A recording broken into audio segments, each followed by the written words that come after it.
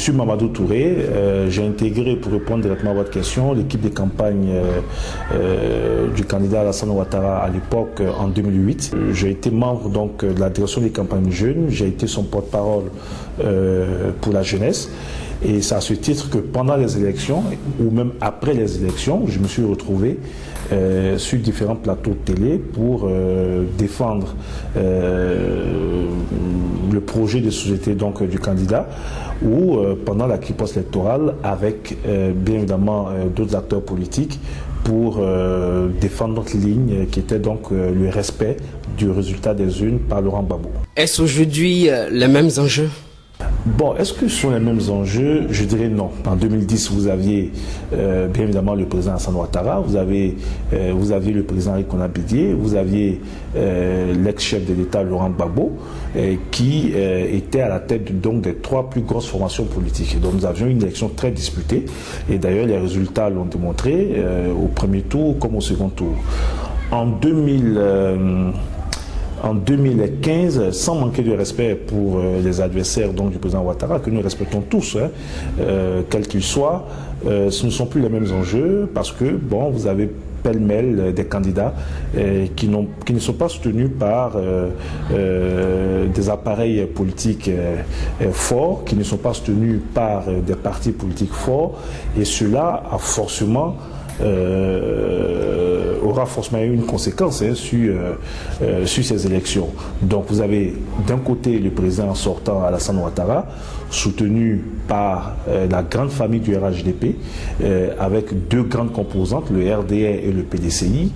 Vous avez en face, vous aurez certainement en face des candidats qui ne peuvent pas se prévaloir donc d'appareils politiques. La troisième force politique de notre pays, qui est le FPI, est en train donc de se déchirer aujourd'hui et partagé entre Afin Guessan qui est candidat et Aboudraman Sangaré qui conteste la légitimité donc d'Afin Guessan et qui certainement est dans une logique de boycott de ces élections. Donc les enjeux ne sont pas les mêmes. Par contre, l'enjeu pour nous par rapport donc à 2015, au-delà donc des adversaires qui n'ont pas de poids réel, ça sera le taux de participation. Nous estimons que ces élections sont un rendez-vous entre le président sortant, c'est-à-dire le président Alassane Ouattara, et les Ivoiriens. Ça sera l'occasion pour lui de faire le point de l'ensemble des projets qu'il a défendus en 2010, de faire le bilan de ce qu'il a pu faire entre 2011 et 2015, et l'occasion aussi de renouveler le pacte scellé entre lui et les Ivoiriens depuis donc les élections de novembre 2010. Et donc en cela, la participation sera le taux de participation sera important.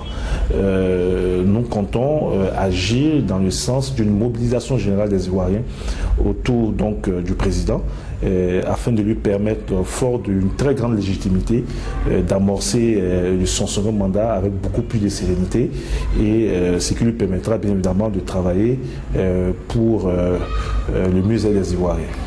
Vous avez parlé de certains acteurs qui étaient à vos côtés en 2010 sur le plateau français. Aujourd'hui, il y a certains parmi eux qui sont contraints à l'exil à cause de la position qu'ils affichent aujourd'hui. Quelle lecture vous faites de cette situation? Le régime actuel a tout mis en œuvre pour que la plupart des exilés de la crise 2010 reviennent. Tubus ne représente aucun enjeu pour que nous nous mobilisons contre lui. Donc si l'exil peut lui permettre d'avoir des papiers en France et donc de continuer ses études, tant mieux pour lui, mais Tubus n'est pas menacé en Côte d'Ivoire. Certains candidats aux élections ne sont pas sereins d'aller à ces élections parce qu'ils disent qu'il y a certaines zones de la Côte d'Ivoire qui sont contrôlées et tenues par des chefs de guerre qui ont été nommés dans l'armée par le président Alassane Ouattara. Quelle analyse? Mais ce sont des arguments fallacieux. Et bon, moi, plus globalement, Je pense aussi que autant dans nos pays africains, il y a des critiques qui s'élèvent contre des dirigeants africains par rapport donc à leur manière de gouverner et par rapport donc à leur capacité à agir dans le sens de leur population, autant on peut se poser aussi des questions sur la crédibilité d'une certaine opposition.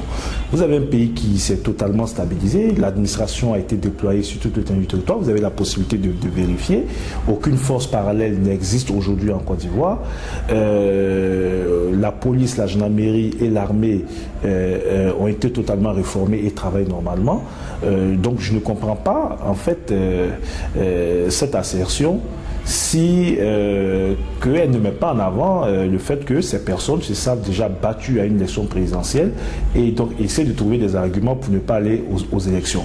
Nous étions en 2010 ici, le président Laurent Gbagbo, à l'approche même de l'élection présidentielle, avait pris un acte, un décret pour déployer des forces de l'ordre un peu partout sur l'étendue du territoire. Cela n'a pas été pris comme prétexte par nous pour ne pas aller à des élections.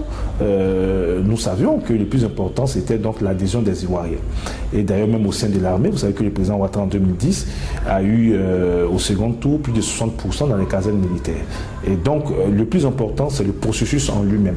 Est-ce que la CEI, et on vient de le voir, a pu nous obtenir une liste électorale fiable, incontestée? Oui, puisque à l'issue du processus, ces mêmes acteurs qui avaient parlé de prétendues fraudes avec des millions de personnes qui seraient enrôlées pour influencer le résultat des élections, ont vu après qu'elles sont tombées dans la démagogie, dans le populisme, puisqu'il y a à peine 300 000 personnes nouvelles personnes qui sont ajoutées sur la liste électorale.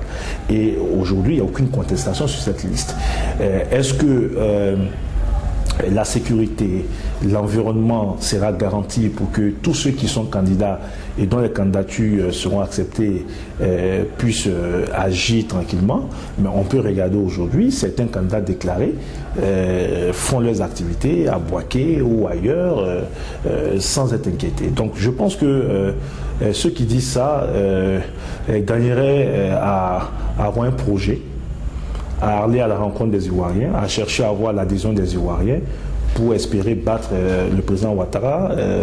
Et comme je l'ai dit à ces nouveaux confrères, c'est vrai que cela peut paraître comme une utopie, vu qu'aujourd'hui nous avons pris une longueur d'avance sur tous nos adversaires, longueur d'avance à travers donc les différentes réalisations, les progrès réalisés par le président et le gouvernement sur tous les plans. Et ce sont des résultats appréciés par les Ivoiriens. En 2009, vous avez initié les assises de la jeunesse ivoirienne. Quels étaient les objectifs? Nous avons voulu, alors que cette jeunesse était stigmatisée, violente, les marches, les casses, ainsi de suite, initier ce forum, les assises de la jeunesse ivoirienne, pour mobiliser l'ensemble des jeunes ivoiriens autour des préoccupations essentielles des jeunes, sans tenir compte de leur appartenance politique, idéologique, ainsi de suite. Nous avons commencé avec 300 personnes en 2009. Aujourd'hui, donc cette année, nous avons eu près de 30 000 jeunes qui ont participé à ces assises et notre satisfaction, c'est que ces assises ont transcendé tous les clivages politiques, parce que c'était l'une des inquiétudes, tous les clivages politiques. Vous avez eu toutes les jeunesses des partis politiques de notre pays, les partis représentatifs aussi bien de l'opposition que du pouvoir qui ont participé. Vous avez aussi beaucoup de jeunes de la société civile qui sont en politique, qui sont retrouvés donc dans ce forum pour échanger sur les questions d'emploi, pour échanger sur les questions de formation, pour avoir des ateliers de formation sur le leadership, en gros pour définir eux-mêmes leur propre perception des politiques publiques mises en place pour eux et définir eux-mêmes leur propre avenir, comment ils se projettent donc ces futures années. Donc voici un peu ce pourquoi nous avons initié les assises de la jeunesse. Et d'ailleurs en novembre 2016, nous organiserons la 5e édition de ces assises. Justement, parlant d'emploi, aujourd'hui, les Ivoiriens parlent de rattrapage ethnique en ce qui concerne la politique d'emploi qui est menée par le gouvernement Ouattara. Votre analyse? Je peux donner une réponse facile, qui est de dire que c'est faux. Maintenant, après, ça sera ma parole contre la parole de ceux qui disent qu'il y a un rattrapage. Mais ce qui peut nous départager, ce sont les statistiques. Toutes les nominations à toutes les fonctions importantes de l'État de Côte d'Ivoire fait l'objet d'une publication soit en Conseil des ministres, de décrets, et ainsi de suite. On peut vérifier, depuis que le président Ouattara est là, le nombre de cadres nommés et en fonction des cadres nommés, regarder sociologiquement les origines de ces cadres. En 2012-2013 déjà, nous avions les premières statistiques sur 188 personnes qui ont été nommées à de hautes fonctions. Je parle de PCA, je parle de DG, je parle des directeurs centraux. Le RDR, le parti d'origine du président Ouattara, pouvait revendiquer 53 personnes et les autres partis 133 personnes. Les cadres issus du parti du président Ouattara représentaient 32% des nommés. Et comme par hasard, cela coïncide avec le score qu'il a eu au premier tour, mais c'est vraiment un hasard. Et les autres cadres issus donc des autres formations politiques ou de la société civile représentaient un peu plus de près de 68% de la population. Donc au-delà de ce discours de propagande, il y a la réalité des faits et ces élections à venir seront l'occasion pour nous de dire réellement ce qu'il y en est. Il n'y a pas de rattrapage ethnique en faveur d'une région donnée. D'ailleurs, et ça c'est important de le signifier, c'est le président Ouattara qui a initié ou qui a introduit l'éthique dans les mécanismes donc, de nomination de hautes fonctions. Vous devez savoir que dans notre pays, tous les fonctionnaires ou tous les cadres ou tous les hauts cadres d'administration proposés à des nominations passent d'abord au sein d'un comité restreint présidé par le Premier ministre, qui n'est pas du même parti que le président de la République. Le secrétaire général, le secrétaire de ce comité, c'est le ministère de la fonction publique. À l'époque, c'était le ministre Nyamia Kona, aujourd'hui le ministre Issé Bakongo, avec plusieurs membres du gouvernement. Il y a une première lecture donc, des candidatures, s'assurer que les critères de compétence, d'équilibre sont respectés avant que le président n'appose sa signature pour le décret de nomination. Il aurait pu, parce que la Constitution le lui permet, nommer directement des personnes à des fonctions de responsabilité, mais compte tenu de l'histoire récente de notre pays, il a mis en place tous ces mécanismes justement pour éviter qu'il y ait des travers donc, dans le processus de nomination dans notre pays. Vous faites partie de l'équipe de campagne du président Alassane Ouattara. Et la campagne a déjà commencé, mais il y a certains candidats qui parlent d'inéligibilité de votre candidat. Que répondez-vous? Mais d'abord, c'est un débat totalement absurde. Il est président en exercice. Comment on peut expliquer qu'un président qui exerce depuis plus de 4 ans ne puisse pas être éligible à une élection, surtout que la loi ne lui interdit pas d'être éligible. Ça, je le dis et je voulais vraiment le signifier. Le président Ouattara n'est pas concerné par l'article 35 de la Constitution. Il est ivoirien de père et de mère. Il ne s'est jamais prévalu d'une autre nationalité. Et déjà à l'époque, il avait dit que certainement la loi le visait, mais il ne se sentait pas concerné. Il a même produit à l'époque tous les documents afférents donc, à cette situation. Il y a eu une décision politique. Ce n'est pas moi qui l'ai dit, c'est le président de la Cour suprême qui a rendu cette décision sur laquelle certains de nos opposants qui ne veulent pas compétir face au président Ouattara parce que c'est sa chambre battue prennent comme argument. M. Tiakone, il y a quelques mois, à un meeting dans une localité de la Côte d'Ivoire à Mans, a déclaré officiellement, a demandé pardon officiellement à la nation pour cette décision rendue contre le président Ouattara, a dit que ce sont des considérations politiques qui ont prévalu à cette décision que des considérations d'ordre juridique. À partir de ce moment-là, tout autre argument pour nous est fallacieux. Et ce que je dis, il faut que les gens apprennent à compétir. La démocratie, c'est la saine compétition. Si vous estimez que vous avez l'adhésion des Ivoiriens, si vous estimez que Alassane Ouattara est vomi par les Ivoiriens, mais allons aux élections dans des conditions transparentes et puis vous le battrez. Mais pourquoi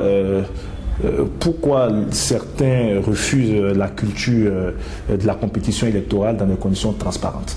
Voilà, donc ce débat est fallacieux, il ne nous intéresse pas. Il a déposé sa candidature, nous avons un conseil constitutionnel qui va analyser l'ensemble des candidatures, y compris la candidature donc, du président Alassane Ouattara, et le conseil constitutionnel dira quels sont ceux qui sont aptes à aller compétir.